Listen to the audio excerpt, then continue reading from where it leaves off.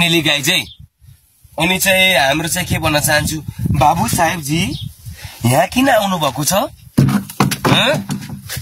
यहाँ आउने हैन तपाईलाई चाहिँ ल्याउँछु फेरि यहाँ ठीक है बस्नुस् यहाँ एहे रहा नहीं जाता यहाँ बस्नुस् तपाई उतै जानुस् फेरि सिधा बस्न सक्नुहुन्न दौडिराख्नुपर्छ 24 घण्टा कसले भनेको छ दिमाग छैन अलिकति पनि तपाईलाई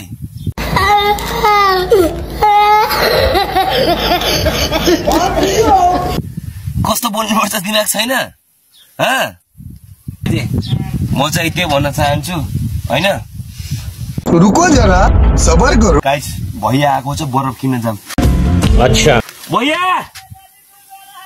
भैया भैया भैया आछ बिल हम मालूम है तेरे बाप को मत सिखा ओ भैया भैया यहाँ बरफ खाने यहाँ छिटो फास्ट आऊ फाइनली गाई चाहिँ म चाहिँ अब चाहिँ भैयासँग चाहिँ बरफ किन्दैछु A few moments later. कतिवटा दिन्छौ यसको तू समझा हाँ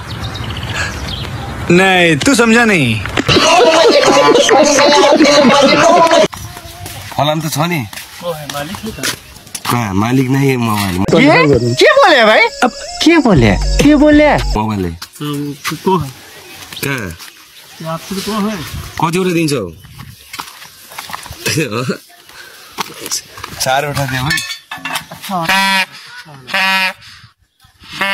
लोकल नहीं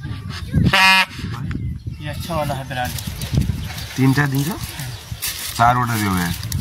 अब ले लियो आपको पैसा जमा देना है मेरे बहुत अच्छा है एक चक्कर हेड देखो तर फलाम पनि खतरा दिए नि मैले फेरि देखाउँदा फलाम पनि खतरा दिएछु नि हो कि नै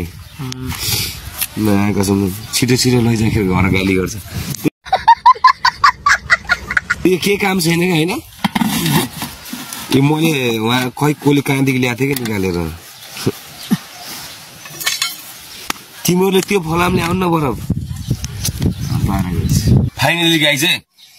अनि त्यो रिस भएर जस्तो गरेर चाहिँ है केटाहरूले के कुराहरू केटाहरू केटी जो बोल्यो लाइफमा बसेर केही कुरा खायो भने नि गाई रिस माने जस्तो के गाई बोले भाई अब क्या बोले के छ थाहा भाइ तिनीहरुको आइडी चलाएर खाएको छु र आफ्नो आइडी गोरो गरेर खाएको छु बरफ खाए पनि जे खाए पनि हैन कोले दिएको न जब हो न के यो गाई हैन म चाहिँ त्यही भन्न चाहन्छु गाईहरुलाई एकदम रुगा लागेको थियो गाई चाहिँ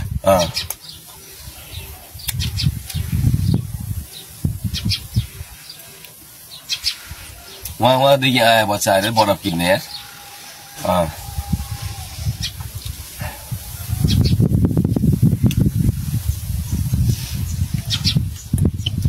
पार्न गाई कल लाइभमा आउनु फास्ट